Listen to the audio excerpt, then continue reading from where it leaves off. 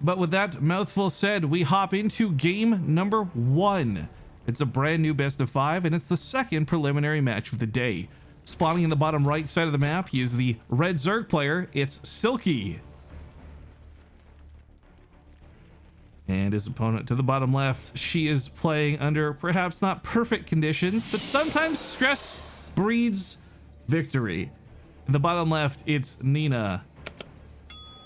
So I don't know the exact story on this one, but Nina, for whatever reason, was one of the... Actually, funny enough, it's both Nina and Silky were the players who forced us to move our dates. Silky had a medical appointment he couldn't avoid for a very serious thing, and I was like, okay, dude, I understand.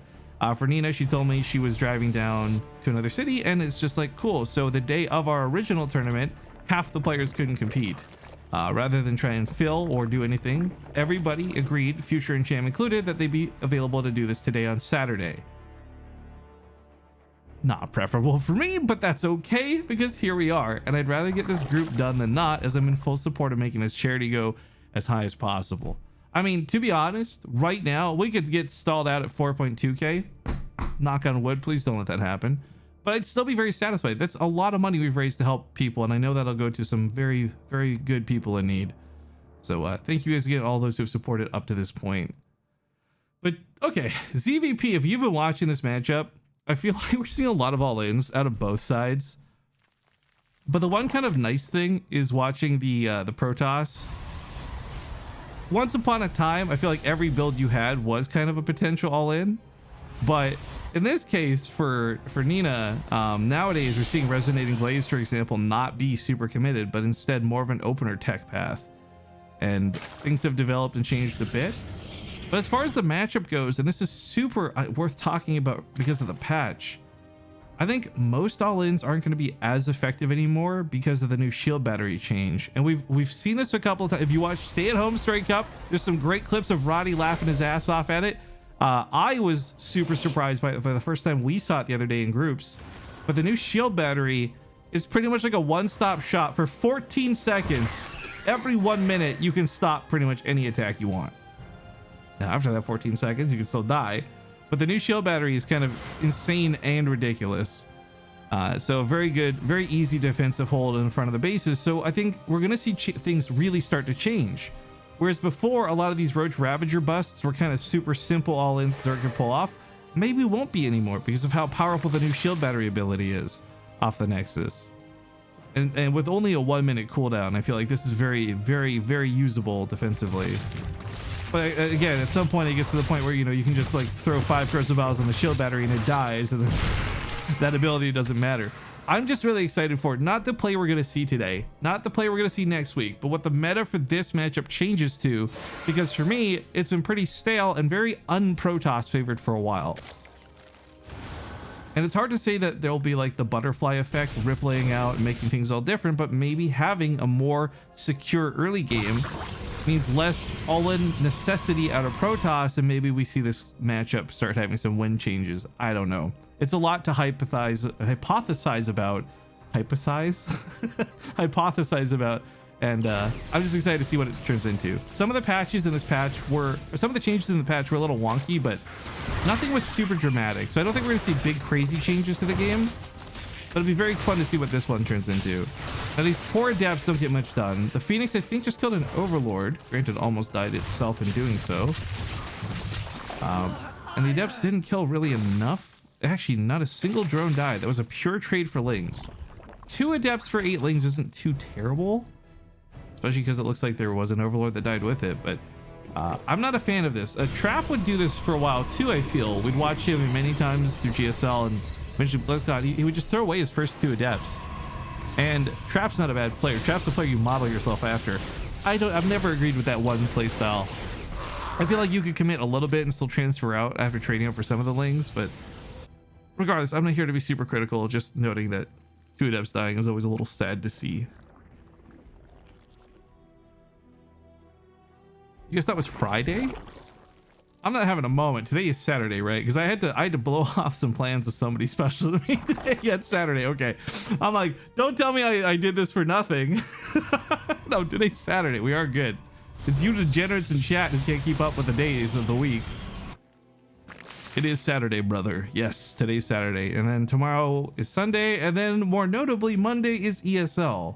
And as Hard Revenge says, that's how I know the week has shifted over ESL.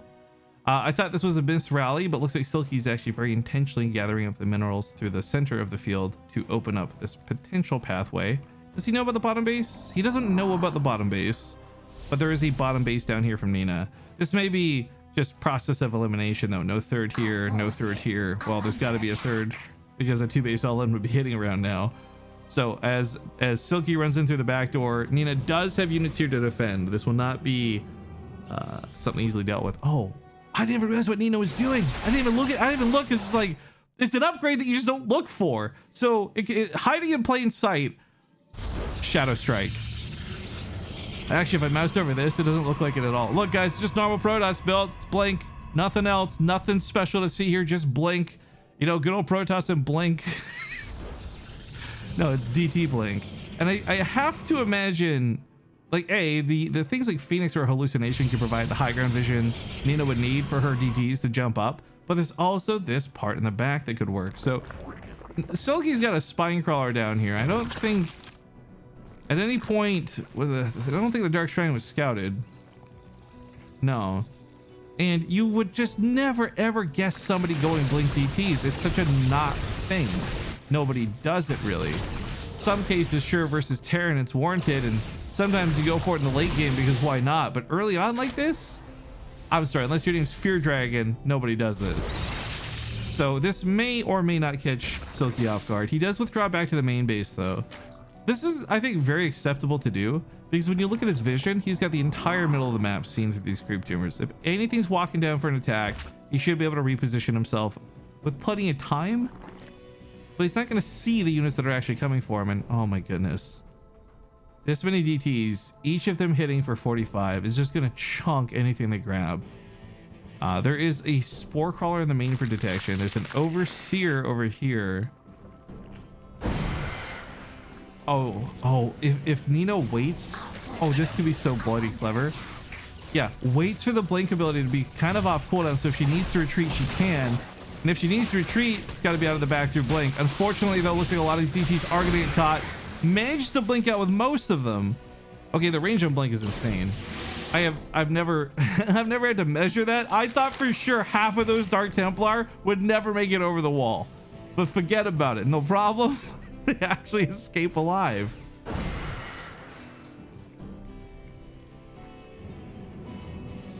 That's a Colossus follow-up too. Interesting enough.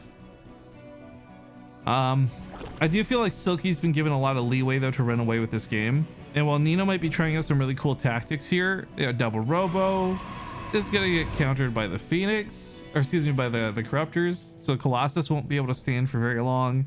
That leads into the eventual regular Protoss late game, which is Broodlords and such. So I can't help but feel a little apprehensive about how this is going for Nina. She's on 4 bases though. That's very noteworthy. Money for Protoss is always a problem. Oh, ooh, that blink though. I mean, the issue is that there's still going to be an Overseer to see these, but the fact that the hatchery just got sniped kind of says it's okay to lose a DT here. Maybe not too many. Oh, were there Baneling drops? I think there were Baneling drops on the other side of the field. I'm so sorry. I was so enamored by these DTs because again, who goes blink DTs? But looks like some Banelings killed a couple of probes, minimizing the damage. No, actually none. No probes died. What? I just saw a lot low and assumed they all died, but I guess maybe only one of the Banelings went off. Okay, well, we have the air transition behind this. Double Stargates, a Fleet Bacon. I'm hungry. Fleet Bacon obviously could lead to things like Tempests or Carriers, but I don't know. I want to see that Templar Archives more than anything else. Because while DTs can lead to some Archons, Storms are going to be a really helpful way to deal with things like Banelings and Corruptors, and more notably Banelings. The Colossus can help a bit too, but remember, Banelings aren't light units. They don't take the bonus damage from Colossus, and oh dear.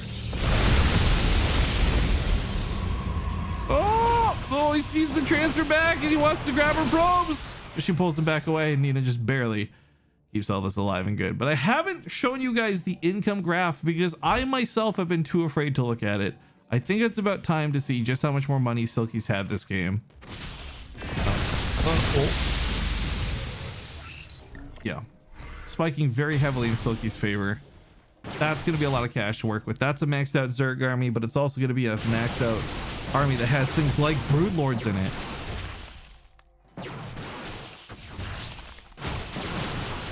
Now, there's actually enough Stalkers in play that dealing with the Broodlords wouldn't be too much of a problem, I feel. They also have 4 Stargates pumping Phoenix. I really, truly thought this was going straight to carriers or something, and that's why I started going off about the Templar Archives. But in a weird kind of change up, if this is going to be a mass Phoenix late game build, granted it's got weapons on the way, this might catch Silky off guard. You have to consider Silky is not going to have room in his supply to adjust to what Nina's doing. Silky's not going to be able to, you know, suddenly make a bunch of Hydras or Queens or anything like that, or more Corruptors even. He's stuck with what he has more or less. And oh, these Banelings slip on in. They don't have +2 melee yet. Still get about 9 probes, so that's pretty good. Hey, Matos Machine just bought the Spartan Centurion. Now, look, I know Centurions are Roman, whatever, guys. We're memeing with it, but just bought the Spartan. Welcome to the club, dude. Great skin, by the way. Oh, I'm so glad you like it, dude. It's an epic skin too, so it gets like massive when you use an epic potion on it. I'm so happy that it came out. Anyways, blinking over to the left side catches a lot of these Banelings. And as I mentioned before, there's a lot of Stalkers in play in general, so blinking under the Broodlords is not totally out of the question, even though it's definitely not preferable to do. That Phoenix count has been pretty well hidden, by the way. Nina stacking them, her Phoenix all on the bottom left. I don't believe Silky's had any knowledge or vision or anything of this, so it should be a complete surprise. My fear is, though, you see that upgrade that just finished up, Pathogen Glands? That means Infestors might come into play, and Infestors could really screw over the Phoenix count, as Phoenix are best and most notorious for stacking up. I love these swaps out of Nina, though. Whether they work or not, like, I don't want to take anything away from Silky by over-talking about Nina here, but, like, Silky's been responding to everything Nina's been throwing at him. Like, she's been dictating the pace of this game in a weird way. And a lot of this has to do with these very strange swap ups, but I like seeing these swap ups. You know, normally most players just go for one composition and make it happen or it breaks. But the DT blink early on, the blink stalker mid game, now the Phoenix late game, which is still just insane. This feels like I'm watching a 2v2 tactic. And she's withheld on showing these for so long. She doesn't rush over to the middle of the map immediately upon getting caught out there. She collects herself, heads back, now has the Phoenix over here. And this is going to be the big surprise factor. No anti-air here to protect these Broodlords. These are all goners. These are all super freebies. A corrosive bile is going to hit. Oh, actually killed 2 of the Phoenix, but Nina has so many, it doesn't really matter. So what's the change up here for Silky, right? He can swap. Oh, Bailey's kill a lot of probes. He can swap up and start getting some air units. We see some Vipers, for example. That's going to be things like parasitic bombs and abducts, but more notably Corruptors. The problem is, though, Anion Pulse Crystals, the purple laser beam of these Phoenix, actually outranges Corruptors. So the real answer to this is going to be through Spellcasters, I feel. Combination of Infestors and Parasitic Bomb, not just Parasitic Bomb alone. Oh my god, no way. So while this goes on, we have another swap up. Carriers will be what replace the Phoenix as they go down, but a massive attack potential here to the top. Now, I'm not sure if Silky saw the DTs. Obviously his units did, but he may not have been aware that she had those there. And the Overseer's brought back. The gold base is under attack. Main base is getting under attack too. These 2 Colossus have been paying off for a very long time in this game, I gotta say. Parasitic Bomb does come in and hits a lot of the Phoenix. This AoE damage needs to be dealt with. She can't stack. Unfortunately, she also takes way too long to spread, so most of the Phoenix fall in the first instance of the fight. But what are these Colossus at? 36 kills, 20 kills. The ground army falls. So while both players disengage, ultimately both players lose that fight, I feel. Because while this goes on, Silky's also taking damage down here. About to lose a base up here. Oh no, what? Those DTs should not have had the freedom to blink away like that. Well, regardless, Silky continues to play the respawn game. He's not been able to pull off any attacks really outside of a couple of Baneling hits. And it's worth noting the Baneling hits have been good. Silky's killed a considerable amount of Nina's probes, and she's she's expanding aggressively towards Silky. I kind of like this actually, because this means all of a sudden her new important base that she has to guard is also going to be where she's rallying a lot of the units anyways. Golden Wall could be a really cool map, and I love when it gets split horizontally. Oftentimes it's vertically in half and half, but by taking the bottom side under her control, Silky's forced to go north, and he does continue to expand north, but Nina's also catching him where applicable. I just want to remark as well, Nina's a good player, but Nina has not shown the greatest results recently. This game, I don't care if she wins or loses it, I'm suddenly like finding myself fond of this player all over again, because the methodology here is not just like, okay, some DTs, some cheesy blink. It's the many tech swaps made, which Silky's had to respond to. But that's the problem. When you're responding to these swaps, then the person who is making them is usually one step ahead. Whereas if Silky was the one being the aggressor in this game, Nina would have to respond to him, and maybe it wouldn't look quite so simple as it has. But we have this big transition for the late game. I mentioned it earlier. Carriers were coming out and on the way.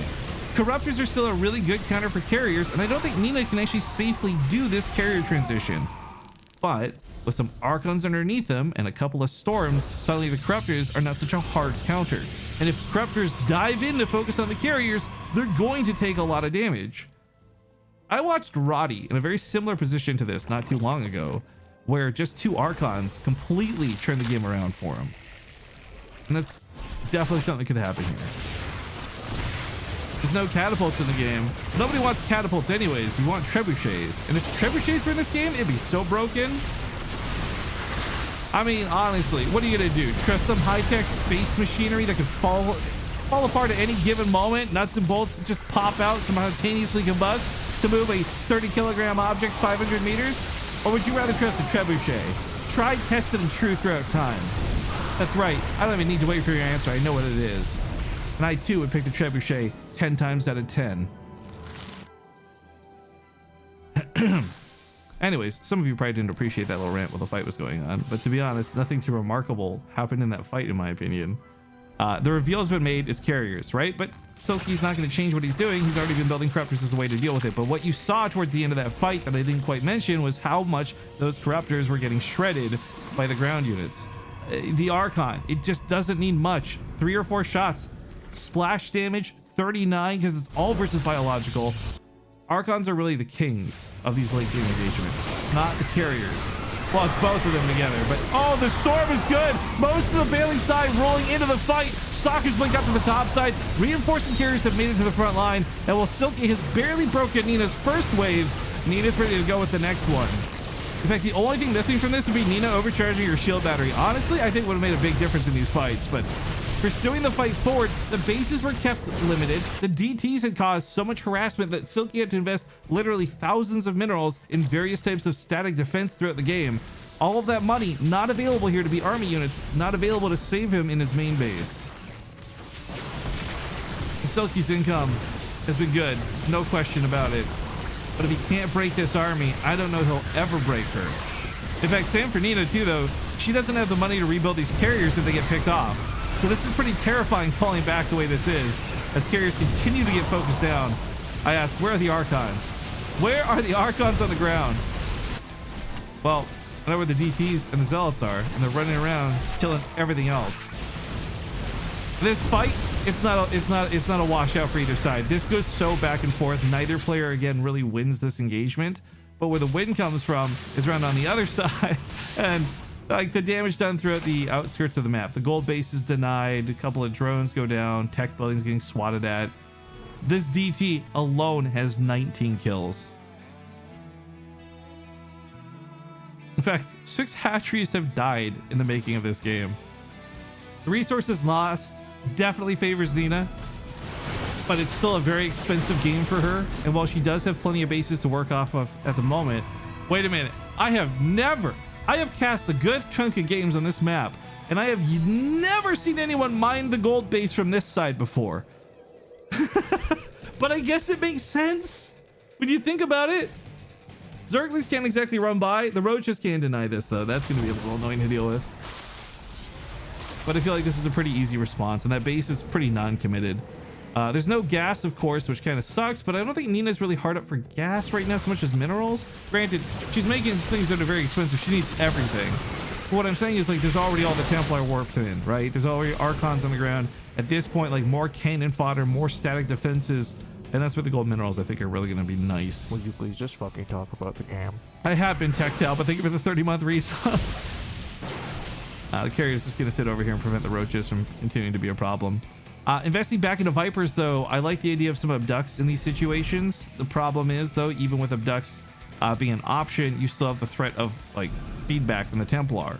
That was another big change for Protoss in the patch. The feedback range is now, was it 9 instead of 8 or something? It got 1 extra range. So even though it's most likely that the abducts are still going to go off and what have you, it'll be a lot more difficult to pull off because of the feedbacks guarding this army.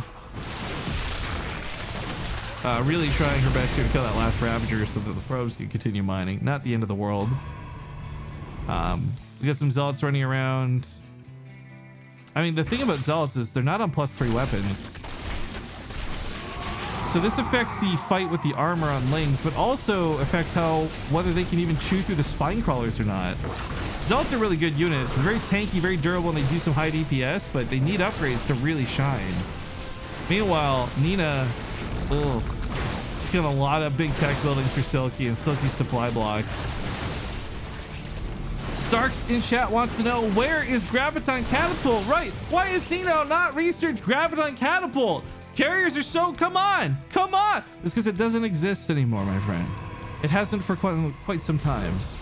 When carriers got the HP buff, I think is the same patch they took it out, if I'm not mistaken. Yeah, there's no Graviton Catapult anymore. Carrier DPS, it's not as bursty, but it's also still like questionably mediocre. I still stand by it's the Templar and it's the Archons that make this powerful, not necessarily the carriers.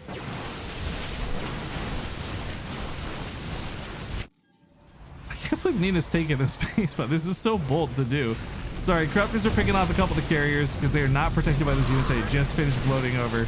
More tech structures are going down, but they're being rebuilt elsewhere. The problem is, where they're being rebuilt isn't necessarily much safer. Feedback on the Viper coincides with the GG. Nina takes game number 1 after a very long, very hard fought battle.